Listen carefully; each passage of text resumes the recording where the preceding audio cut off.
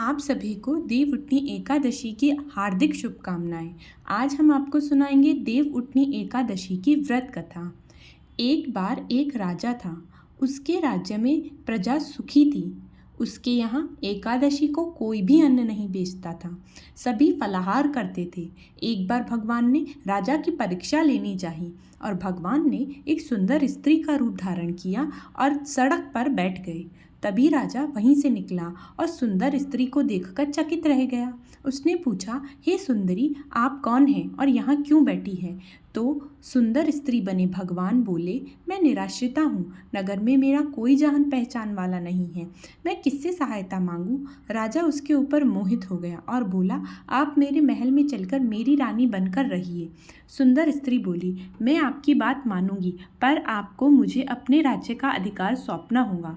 राज्य पर मेरा पूर्ण अधिकार होगा। मैं जो भी बनाऊंगी आपको वो खाना होगा।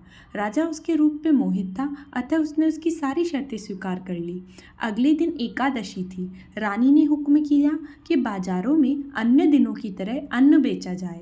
उसके घर में मांस, मछली आदि पकवाए और परोसकर राजा से खाने के लिए कहा।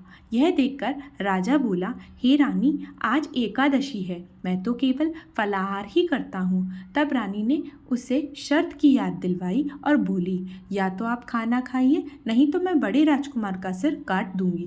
राजा ने अपनी स्थिति बड़ी रानी से कही तो बड़ी रानी बोली, महाराज, धर्म न छोड़े, भले ही राजकुमार का सर दे दे। पुत्र तो फिर मिल जाएगा, पर धर्म नहीं मिलेगा। इस दौरान बड़ा राजकुमार खेल कर आ गया और माँ की आंखों में आंसू देखकर रोने का कारण पूछने लगा। तो माँ ने उसे सारी वस्तुस्थिति बता दी। तब वह बोला, मैं सिर देने के लिए तैयार हूँ। पिताजी के धर्म की रक्षा होगी, जरूर होगी।